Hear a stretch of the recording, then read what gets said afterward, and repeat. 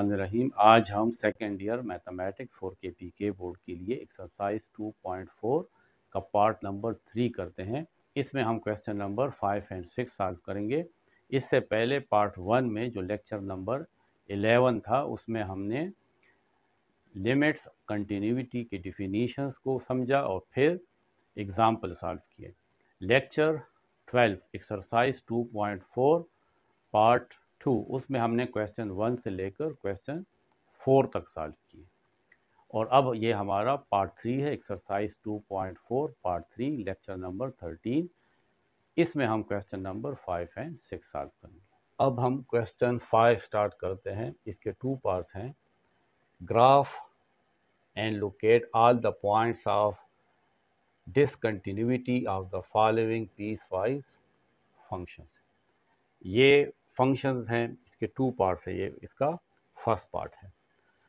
हमने देखना है कि ये फंक्शन कौन से पॉइंट पे डिसकंटिन्यूअस है और हमने इस फंक्शन का ग्राफ ड्रा करना है। इसको पीस वाइज फंक्शन कहते हैं। पीस वाइज का मतलब टुकड़ों में है। देखें, इस फंक्शन को 2 तरीक़ों से डिफाइन किया है। फंक्शन की आप ये वाली वैल्यू यूज़ करेंगे 1 + x। अगर x की वैल्यू लेस देन 1 हो, यानी 0, -1, -2, तो फिर आप फंक्शन ये वाला यूज़ करेंगे। अगर x की value greater than equal to 1 है तो फिर आप फंक्शन की ये वाली वैल्यू यूज़ करेंगे 5 - x। इसको पीस वाइज फंक्शन कहते हैं। हमने 2 एक्सिस ड्रा किए, ये x एक्सिस है और ये y एक्सिस है। इसको हम f(x) भी कहते हैं क्योंकि हमें पता है कि f(x) y के इक्वल है।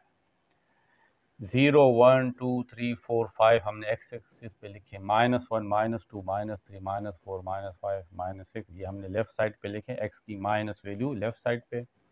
1, 2, 3, 4 ये हमने अबाव लिखा। -1, -2, -3, -4 हमने बिलो लिखा। अब हम x की कुछ वैल्यूज़ पुट करेंगे क्योंकि ये देखें, ये पॉलिनोमियल थे। ये फंक्शंस हर जगह पे डिफाइन है। यहाँ पे डिसकंटिन्यूटी हो सकती है। ये जो 1 है, x less than 1 and x greater than equal to 1, यहाँ पे ग्राफ में जंप आ सकता है, ग्राफ में गैप आ सकता है। तो हम डिसकंटिन्यूटी को इस पॉइंट पे देखेंगे। पहले हम कुछ वैल्यूज पुट कर लेते हैं। अगर x की वैल्यू 0 हो तो देखें लेस देन 1 है तो हम यहाँ पे 0 इस फंक्शन में पुट करेंगे, यानी f(x) इज इक्वल टू 1 + 0। तो इससे आता है 1, तो यहाँ पे 1 लिख लेंगे। 0 पुट किया था जिससे 1 आया। अब हम -1 पुट करते हैं तो यहाँ पे हम x की जगह -1 पुट करेंगे तो 1 - 1 0। तो -1 पे फंक्शन की वैल्यू 0 है। अब हम x की जगह -2 पुट कर लेंगे तो f(-2) तो यहाँ पे पुट कर लेंगे 1 - 2 इज़ -1। जब हम -2 पुट करते हैं तो y की वैल्यू -1 आती है। एक वैल्यू और पुट कर लेते हैं -3, तो 1 - 3 इज़ -2। तो जब हमने -3x की वैल्यू पुट की तो f(x) -2 आ गया। अब हम 1 पुट करते हैं। देखें, x greater than equal to 1 तो फिर ये फंक्शन यूज़ होगा f(1). तो 5 - 1 इज़ 4। तो 1 पे y की वैल्यू या f(x) की वैल्यू 4 आती है। फिर हम 2 पुट कर लेते हैं तो 5 - 2 इज़ 3। लास्ट पॉइंट 3 ले लेते हैं, इसी फंक्शन में पुट करेंगे क्योंकि x is greater than equal to 1 है। तो 5 - 3 इज़ 2। अब हम x की वैल्यू 3 पुट करेंगे तो f(3) is equal to 5 - 3 is 2। अब ग्राफ ड्रा करते हैं। 0 पे y1 है तो x0 y1 ये पॉइंट हमें मिलेगा। जब x की वैल्यू 1 है तो y4 है, x1 तो y4 ये पॉइंट। रूलर की मदद से पॉइंट लगा लेते हैं ताकि सीधा आए। तो ये 1 के ऊपर और 4 के सामने। जब x 2 है तो y 3 है, x2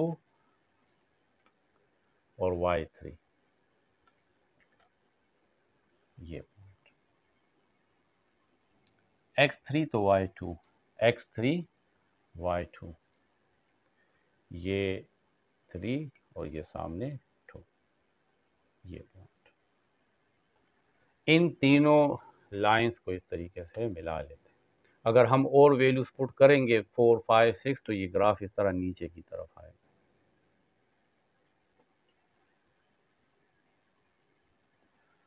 अब ये वाली वैल्यूज पुट करते हैं। -1 पे 0 आ रहा है, x वैल्यू -1 है और y 0, यानी यहीं पे पॉइंट आएगा। x की वैल्यू -2 तो y -1, x -2 और y -1, देखें ये नीचे है, यानी ये -2 है और ये 1, तो ये पॉइंट आ जाए। x की वैल्यू -3 तो y -2, x की वैल्यू -3 और y -2, ये -3 के नीचे और -2 के सामने, ये पॉइंट। और अगर और वैल्यूज भी हम पुट करते हैं -3, -4, -5, तो ये नीचे इस तरह ग्राफ आता चला जाएगा। ये हमारे पास ग्राफ आ रहा है और ये पॉइंट भी है, ये भी मिला लेंगे।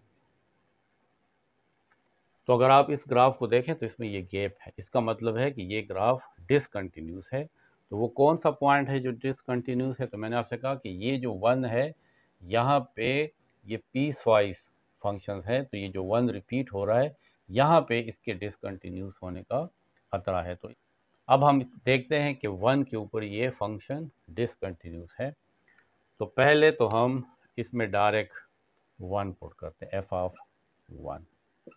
तो देखें, हमसे कहा जा रहा है कि अगर x की वैल्यू 1 हो या 1 से बड़ी हो, फिर आप ये वाले फंक्शन की वैल्यू यूज़ करेंगे। तो 5 माइनस एक्स की जगह 1, तो इससे 4 आता है। ये डिफाइन तो है, 1 पुट करने से हमारे पास एक वैल्यू आ गई है 4। अब हम इसका लिमिट लेते हैं, approaches to 1 from left hand side and approaches to 1 from right hand side.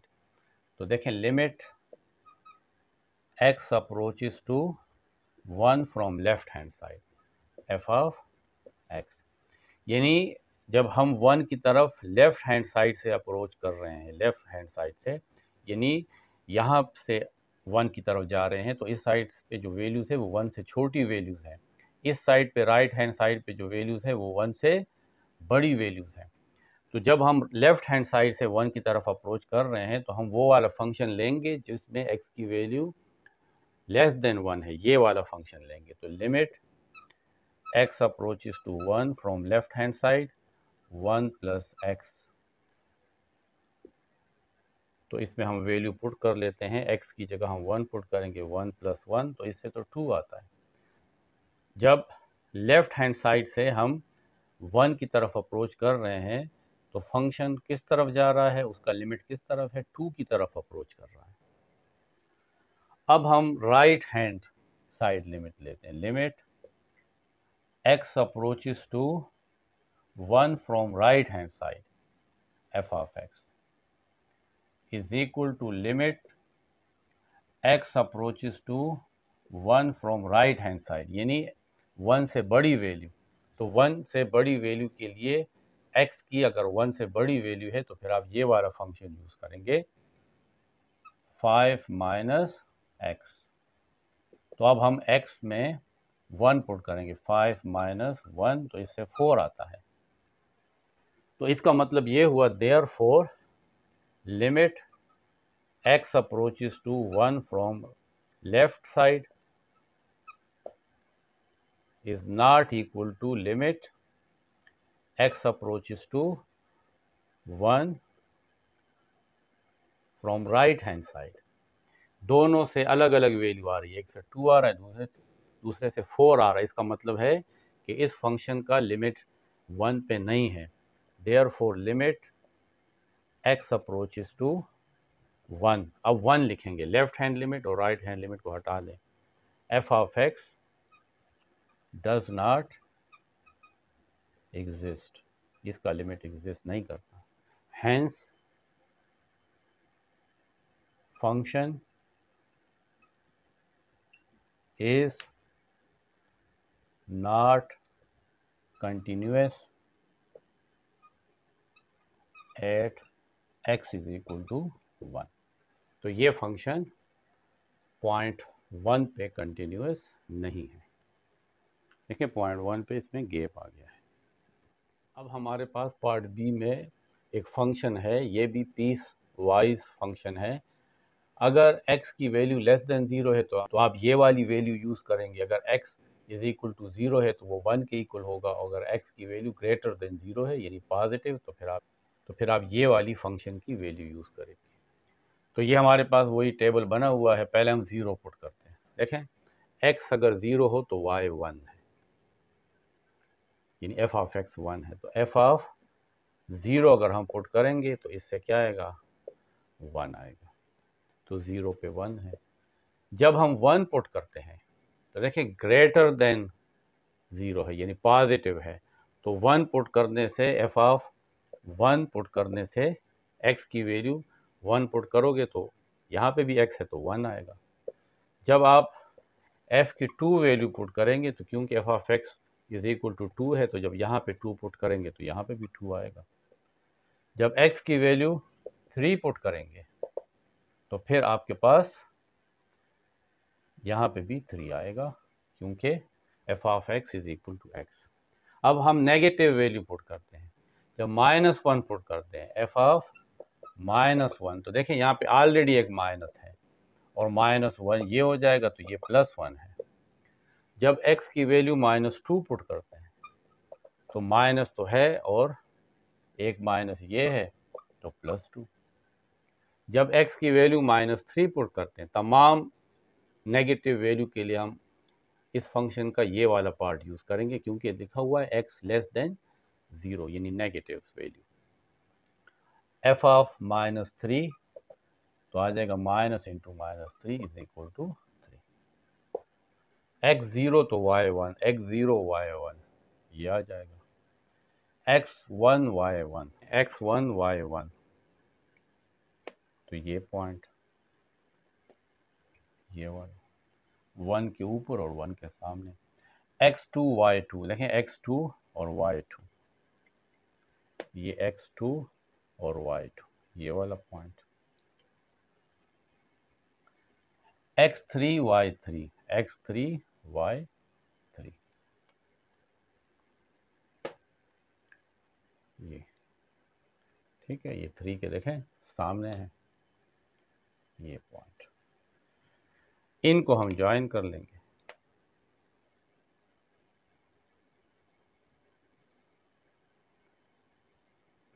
और अगर हम वैल्यू बढ़ाते चले जाएं 4, 5, 6 तो ये ग्राफ इस तरह ऊपर की तरफ चलता जाएगा। लेकिन हमारे लिए ये 3 पॉइंट्स भी काफ़ी हैं। अब आ जाएं -1 पे हमें 1 मिलेगा। -1 ये है और 1 ये है। -1 के ऊपर और 1 के सामने ये पॉइंट। -2 पे हमें 2 पॉइंट मिलेगा। देखें x -2 y2, x -2 और y2 ये -2 और ये y2।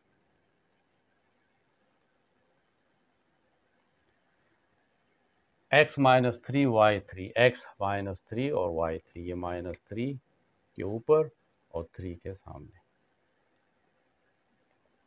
इसको भी ज्वाइन कर लेते हैं। और इसमें भी अगर हम और मज़ीद वैल्यूज़ लें तो ये ग्राफ ऊपर की तरफ जाएगा। देखें तो यहाँ पे गैप आ रहा है।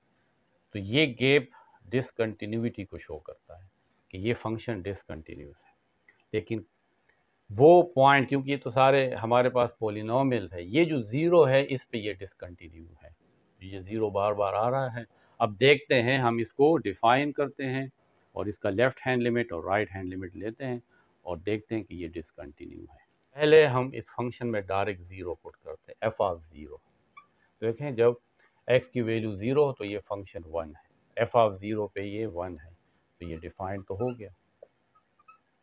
अब हम लेफ्ट हैंड लिमिट पहले लेते हैं। लिमिट x अप्रोचेस टू 0, ये ऊपर माइनस का मतलब है left hand limit f of x is equal to limit x approaches to 0 from left hand side.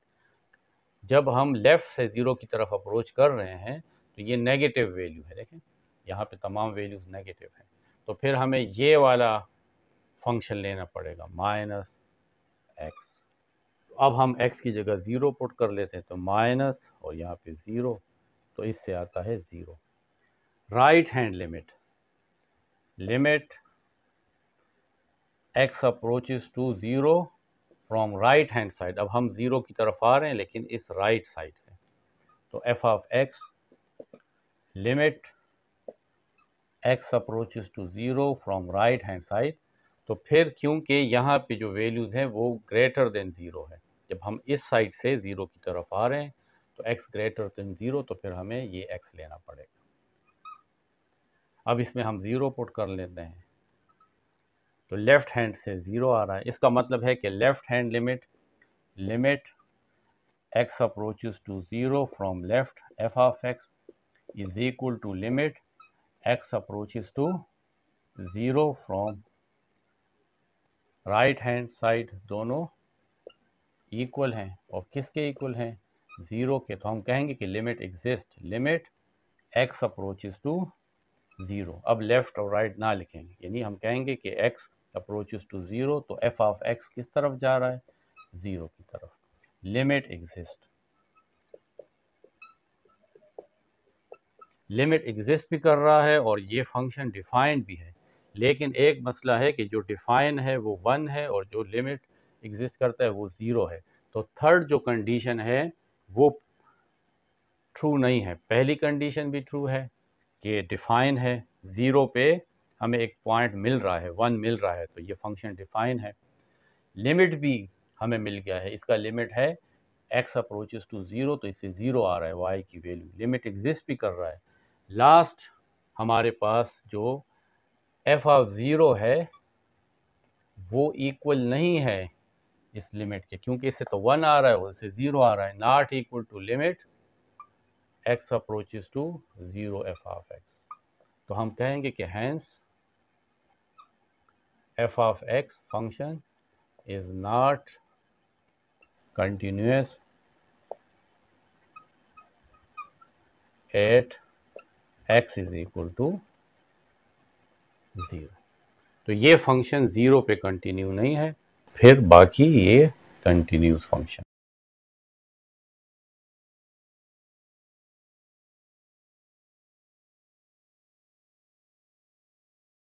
अब हमारे पास क्वेश्चन 6 है, personal computer salesman. Personal computer को बेचने वाला एक शख्स है, receive a base salary $1000 per month. इस शख्स की जो बेस सैलरी है वो कितनी है? 1000 पर मंथ। बेस सैलरी है $1000 पर मंथ।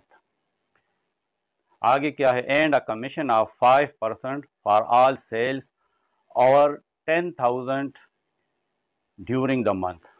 अगर ये शख्स कंप्यूटर सेल करता है और उसकी जो सेल है वो 10,000 से एक्सीड कर जाती है, ज़्यादा हो जाती है, तो जितनी 10,000 से एक्सीड होगी उतना उस पर 5% उसको और भी मिलेगा।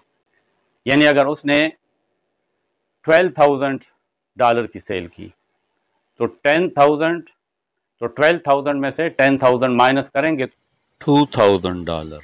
इस $2,000 पे इस सेलमैन को 5% का कमीशन भी मिलेगा। देखिए कमीशन कितना है?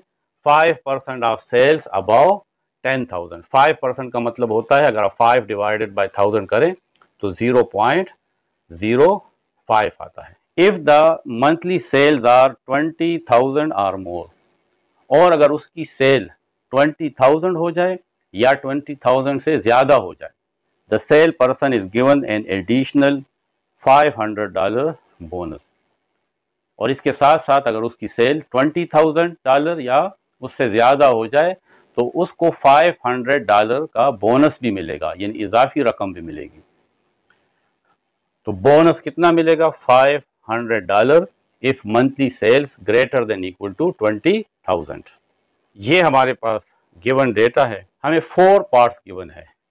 पार्ट ए ये है कि ये जो अर्निंग ऑन सेल है इसको ड्रा करना है, इसका ग्राफ बनाना है। सेल $0 से लेकर $30,000 तक जो ये सेल करेगा इसका ग्राफ बनाए कि इसको कितना अर्न मिलेगा, इसको कितनी सैलरी मिलेगी। बी में ये फाइंड करना है कि limit E of S approaches to 10,000, यानी ये लिमिट फाइंड करना है, एंड अर्निंग एट 10,000 ये फाइंड करना है।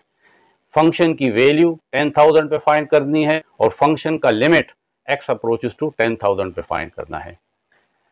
सी में लिमिट फाइंड करना है ई ऑफ एस का, किसके ऊपर, when sale approaches to $20,000, and earning find करनी है जब उसकी सेल कितनी हो, 20,000 हो। डी पार्ट है कि इज ई कंटिन्यूस, ये जो फंक्शन है ई ऑफ एस ये कंटिन्यूस है किसके ऊपर, at S is equal to $10,000 at S is equal to $20,000। इस फंक्शन को थोड़ा सा डिफाइन करते हैं। हमें बुक वालों ने दिया हुआ है कि इस फंक्शन को हम ई ऑफ एस कहेंगे।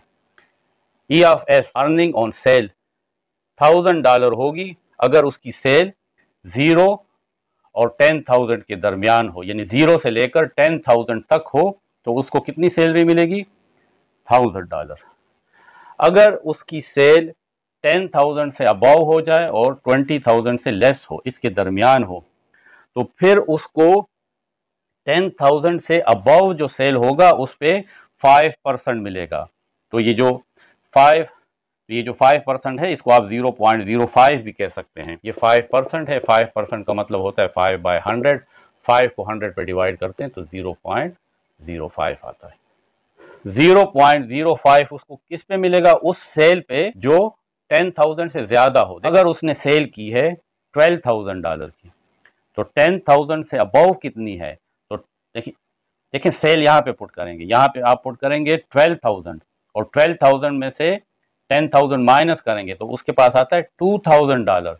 $2,000 का उसको कितने परसेंट मिलेगा, 0.05। तो ये जो भी आएगा उसको किसके साथ ऐड करेंगे, 1000 के साथ ऐड कर लेंगे, तो ये उसकी सैलरी हो जाएगी।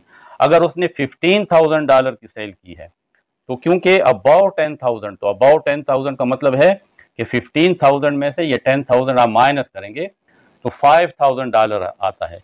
तो $5,000 को 0.05 से मल्टीप्लाई करेंगे तो इससे एक अमाउंट आएगी, इस 1000 के साथ ऐड करेंगे तो ये उसकी सैलरी होगी। ये कब तक होगी, ये उस वक्त तक होगा जब तक उसकी सेल 20,000 तक ना पहुंच जाए।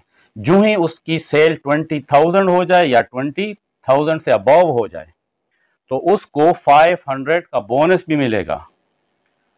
तो देखें इसको मैंने लिखा है $2,000, इसको मैंने $2,000 इसलिए लिखा है कि अगर उसकी सेल 20,000 हो जाए, उसकी सेल 20,000 हो जाए तो ये 20,000 माइनस 10,000 इससे आता है 10,000। 10,000 को जब आप 0.05 से मल्टीप्लाई करते हैं तो इससे आता है 500।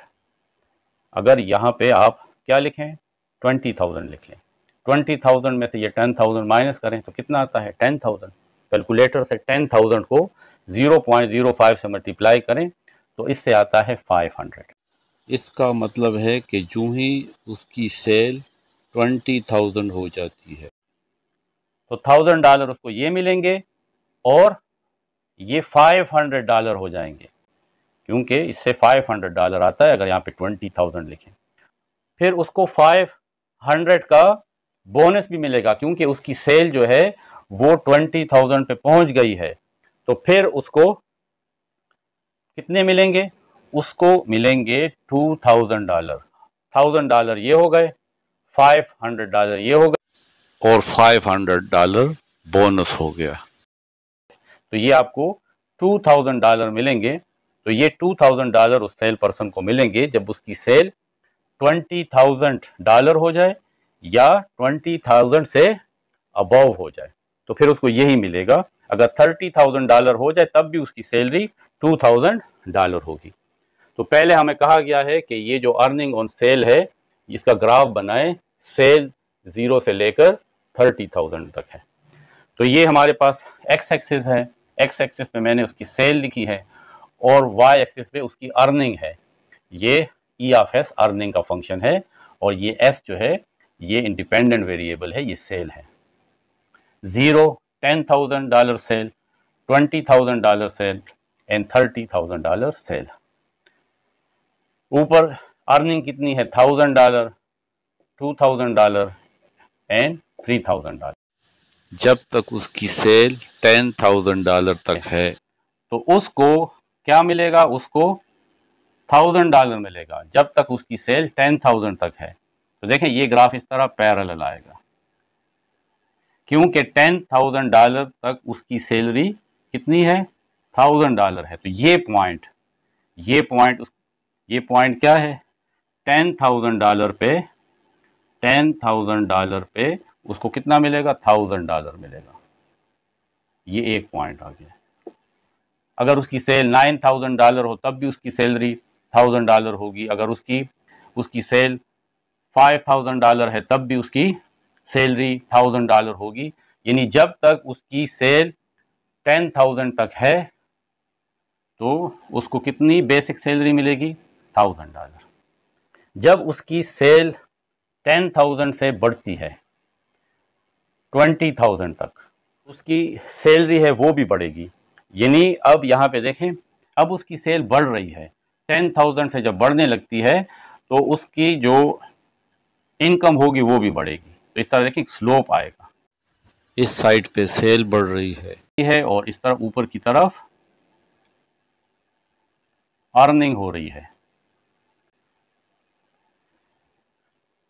जितना जितना उसकी सेल बढ़ती जाएगी, 20,000 के करीब होती जाएगी, उसकी सैलरी जो है वो 2,000 के करीब अप्रोच करेगी, 2,000 के करीब अप्रोच करेगी।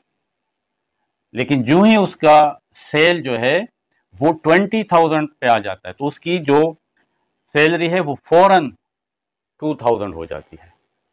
तो ये वाला जो पॉइंट है, ये वाला पॉइंट $20,000 पे उसको कितनी सैलरी मिलेगी, $2,000, ये पॉइंट है। 20,000 से कम सेल के ऊपर उसकी जो अर्निंग होगी वो 2,000 से कम होगी, 2,000 पे कभी नहीं पहुंचेगी। लेकिन जो ही वो उसकी सेल 20,000 पे आ जाती है तो उसकी तनख्वाह फौरन 2,000 हो जाती है। यानी इस जगह पे एक जंप है। तो जब यहाँ पे हम पार्ट नंबर डी सॉल्व करेंगे तो अब आप देखेंगे कि यहाँ पे ये फंक्शन कंटिन्यूस नहीं है, क्योंकि उसकी जो सैलरी है वो फौरन जंप लगाती है। उसकी सैलरी बढ़ रही है, कहाँ तक पहुँचने की कोशिश कर रही है, $2,000 तक। लेकिन $2,000 पे वो फौरन पहुँच जाती है जब उसकी सेल जो है वो 20,000 पे पहुँच जाती है। 20,000 से कम पे उसकी जो अर्निंग होगी वो तकरीबन $1,500 के करीब होगी, क्योंकि ये जो है ये हमारे पास $1,000 है। इससे ज्यादा से ज्यादा वैल्यू जो आ सकती है वो $500 आ सकती है। $500 कब आ सकती है, जब ये वाली सेल क्या हो जाए, जब ये वाली सेल 20,000 हो जाए। तो 20,000 माइनस 10,000, इससे 10,000 आता है, और 10,000 को 0.05 से मल्टीप्लाई करते हैं तो इससे 500 आता है। इसका मतलब है कि इसकी सैलरी 1,500 से कम ही होगी जब तक उसकी सेल 20,000 से लेस है, तो उसकी जो अर्निंग होगी वो $1,500 पे नहीं पहुंच सकती। लेकिन जो ही इसकी सेल 20,000 पे पहुंच जाती है तो उसकी पे फौरन जंप लगा के कितनी बन जाती है, 2,000 बन जाती है। यानी $1,500 के करीब होती जाती है अर्निंग उसकी, और फौरन वो जंप लगा के 20,000 बन जाती है। तो यहाँ पे इसमें थोड़ा सा जंप है, यहाँ पे ये ग्राफ जो है वो कंप्लीट नहीं है। यहाँ पे देखिए ये अप्रोच कर रहा है 20,000 की तरफ। तो 1,500 पे पहुँचते पहुँचते, थोड़ा सा इसको नीचे कर देता हूँ, 1,500 पे पहुँचते पहुँचते फौरन वो जंप लगा के 20,000 पे आ जाती है, क्योंकि उसकी सेल $20,000 हो जाती है। तो ये देखें ये इसमें जंप है। जब 20,000 पे उसकी सेल पहुंच जाती है तो 20,000 से 30,000 तक सेल के लिए उसकी यही अर्निंग हो, $2,000। तो ये आपका ग्राफ बन जाता है। 0 से 10,000 तक सेल में उसकी अर्निंग कितनी है, $1,000 है। जो ही 10,000 से उसकी सेल बढ़ती है तो उसकी अर्निंग बढ़ना शुरू होती है और कहाँ तक पहुँचने की ट्राई कर रही है, 1500 पे।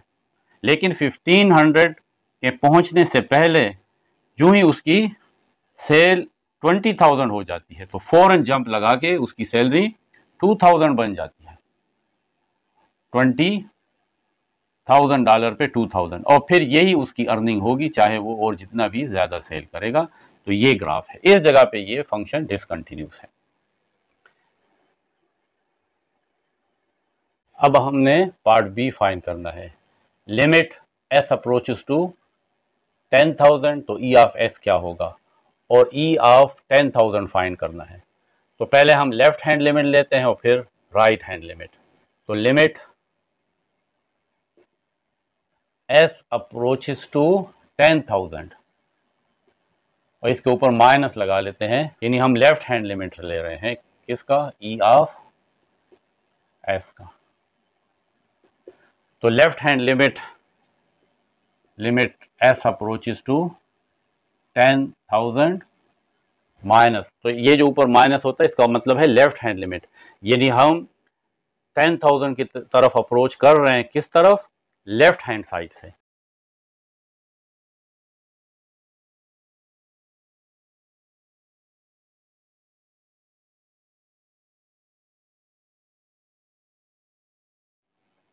यहां से आ रहा है, हम लेफ्ट साइड से आएंगे किसकी तरफ, 10,000 की तरफ। तो यहाँ पे देखिए, अगर हमारी सेल 10,000 की तरफ अप्रोच करती है तो हमारी अर्निंग कितनी है, 1000 है। जब तक हमारी सेल 10,000 ना हो जाए एग्जैक्टली उस वक्त तक हमारी अर्निंग क्या है, $1,000 है। तो यहाँ पे जब हम लिमिट लेते हैं S approaches to 10,000 from left hand side, तो यहाँ पे हमारी सैलरी क्या है, 10,000 है, इज इक्वल टू, क्योंकि इसके ऊपर, क्योंकि इसमें तो वेरिएबल एस है नहीं तो इस पे लिमिट अप्लाई नहीं होगा, तो यहाँ पे हम 1000 लिख लेंगे। यानी जब हम 10,000 की तरफ लेफ्ट साइड से आते हैं तो ये जो फंक्शन है किस तरफ अप्रोच कर रहा है, 1000 की तरफ अप्रोच कर रहा है। अब इसी अर्निंग लिमिट जो है इस पे राइट हैंड साइड की तरफ आते हैं, एस अप्रोचेस टू 10,000 प्लस, इसका मतलब है कि हम 10,000 की तरफ अप्रोच करेंगे राइट हैंड साइड से, तो ई ऑफ एस लिख लेंगे। यानी यहाँ पे हम E of S function use कर रहे हैं, limit S approaches to 10,000 from right hand side. तो देखें, राइट हैंड साइड का मतलब है कि हम यहाँ से आएंगे, ये 10,000 की तरफ राइट हैंड साइड से आएंगे, यानी 10,000 से ग्रेटर वैल्यू लेंगे। तो जब 10,000 से ग्रेटर वैल्यू हो यहाँ देखें, तो फिर ये वाला फंक्शन सेल अप टू 10,000 तक है, यानी हमारी सेल लेफ्ट साइड से किस तरफ अप्रोच कर रही है, तो 10,000 की तरफ। 10,000 plus 0.05 S minus 10,000 is equal to, अब हम एस की जगह 10,000 पुट करेंगे, तो 1000 प्लस 0.05 एस की जगह 10,000 पुट करेंगे क्योंकि एस की वैल्यू है, और माइनस 10,000, 1000 प्लस 0.05, 10,000 माइनस 10,000 0, तो 0.05 0 से मल्टीप्लाई होगा तो 0, तो क्या रह जाता है, 1000। तो लेफ्ट हैंड साइड से भी 1000 आ रहा है, राइट हैंड साइड से भी 1000 आ रहा है। तो हम लिख लेंगे, यहाँ पे लिख लेते हैं, limit S approaches to 10,000 from left hand side, E of S is equal to limit S approaches to 10,000 from right hand side, E of S. यानी अगर हम ई ऑफ एस फंक्शन पे राइट हैंड लिमिट अप्लाई करें तब भी 1000 आता है, अगर लेफ्ट हैंड लिमिट अप्लाई करें तब भी 1000 आता है। इसका मतलब है कि लिमिट अब ये लेफ्ट और राइट के बजाय सिर्फ लिख लेंगे limit S approaches to 10,000 E of S किसके इक्वल है 1000 के, यानी जब एस या सेल हमारा 10,000 की तरफ अप्रोच करता है तो अर्निंग $1000 की तरफ अप्रोच करता है।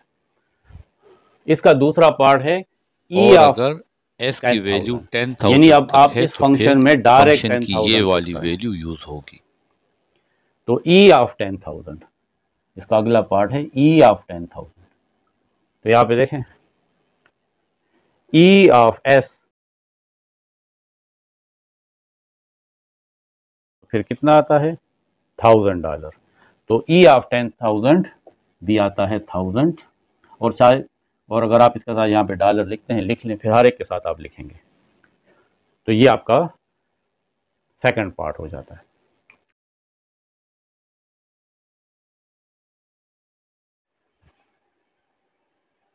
पार्ट सी में अब हमने ई ऑफ एस का लिमिट फाइंड करना है एस अप्रोचेस टू 20,000 और ई ऑफ 20,000 भी फाइंड करना है।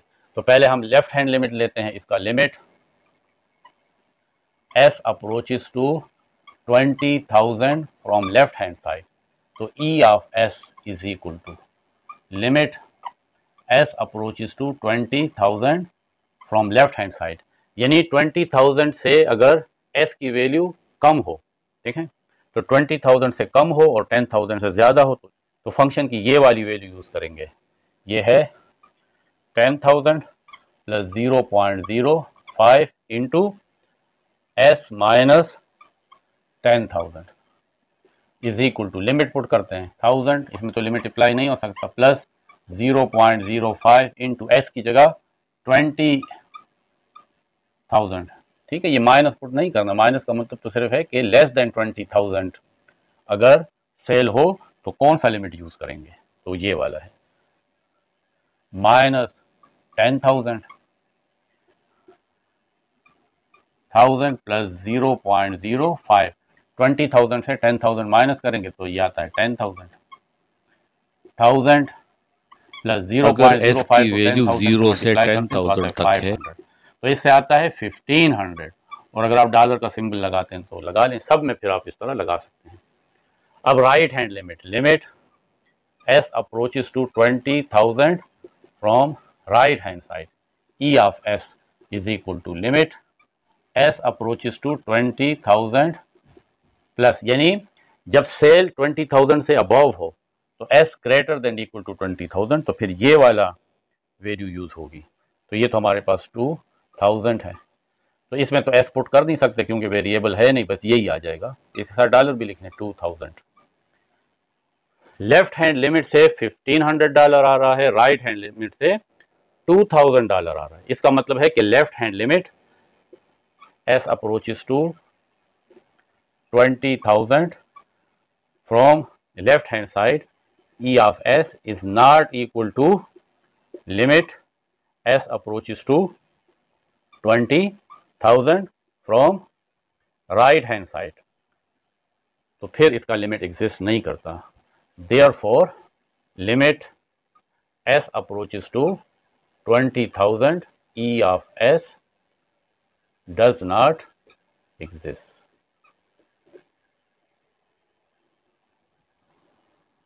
अब हम डायरेक्ट E20,000 फाइंड करना चाहते हैं, तो E20,000 इज इक्वल टू, तो ES जब 20,000 सेल हो तो किसके इक्वल होता है $2,000 के, $2000 जब सेल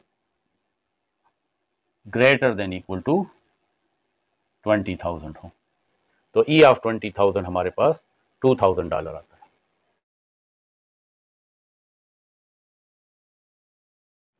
पार्ट डी है कि is E continuous at S is equal to 10,000 और at S is equal to $20,000। अब ये बताना है कि ये जो ई ऑफ एस है ये 10,000 पे और 20,000 पे कंटिन्यूस है या नहीं। तो हम इसके लिमिट्स देखेंगे। तो पार्ट बी में हमने देखा था कि 10,000 पे इसका लिमिट एग्जिस्ट करता है, हमने ये प्रूफ कर लिया था पार्ट बी में कि लिमिट s अप्रोचेस टू 10,000, जब s 10,000 की तरफ अप्रोच करता है तो e ऑफ s किस तरफ जाता है, अप्रोच करता है, वो $1,000 की तरफ अप्रोच करता है। तो इसका लिमिट एग्जिस्ट होता है 10,000 पे, ई ऑफ एस का लिमिट एग्जिस्ट होता है, वो क्या है, 1000 है, ये हमने प्रूफ किया था।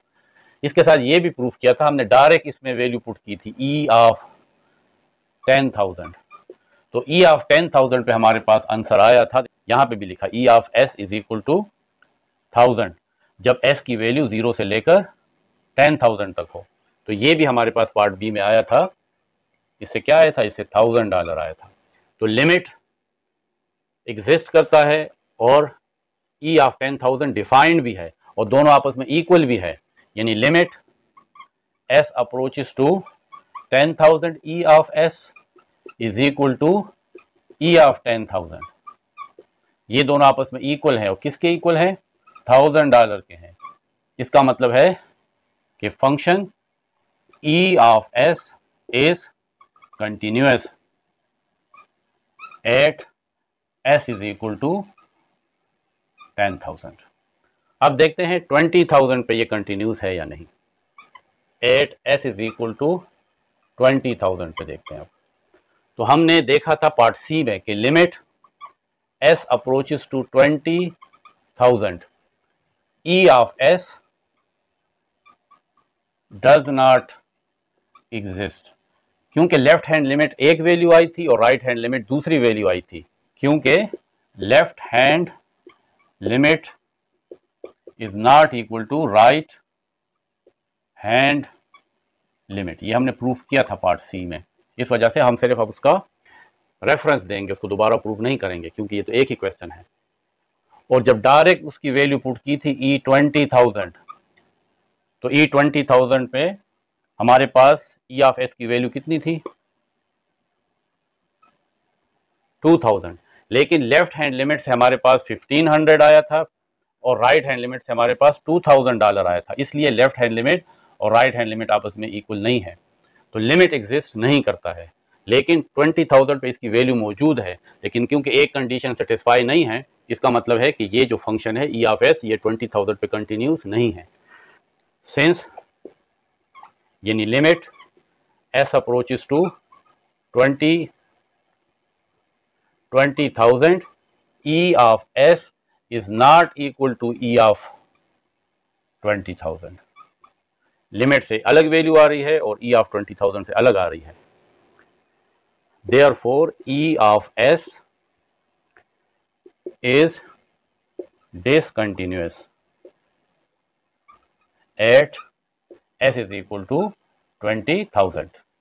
असल में ये जो ग्राफ मैंने यहाँ पे छोड़ा ये इसीलिए यहाँ पे आपके लिए रखा है अभी कि यहाँ पे देखिए जंप है, सैलरी $1,500 के करीब पहुंचते पहुंचते फौरन जंप लगा के 20,000 पे पहुंच जाती है जब उसकी सेल 20,000 हो जाती है।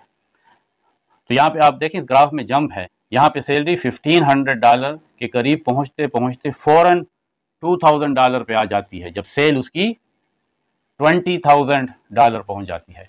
तो ये देखें डिसकंटिन्यूस है, इस ग्राफ में यहाँ पे एक जंप आ रहा है, इसलिए ये फंक्शन 20,000 पे कंटिन्यूस नहीं है। रीजन लिख लें, तो इसकी रीजन ये है डिसकंटिन्यूस के कि ये जो बोनस है ये इसमें एब्रप्ट चेंज लाता है। The bonus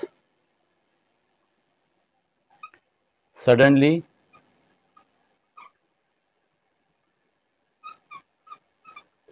causing change in earning at s is equal to 20,000। Cell जब 20,000 हो जाती है तो सैलरी 1,500 के करीब होते होते फौरन 2,000 पे चली जाती है, तो इस वजह से ये फंक्शन कंटिन्यूस नहीं है।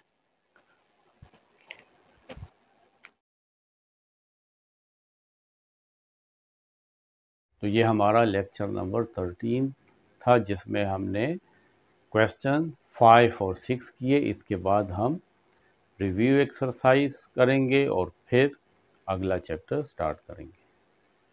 लेकिन आपने ये तीनों पार्ट देखने हैं, पार्ट 1, पार्ट 2 एंड पार्ट 3। यानी लेक्चर नंबर 11, 12 और 13, तब आपको लिमिट्स और कंटिन्यूटी की समझ आएगी।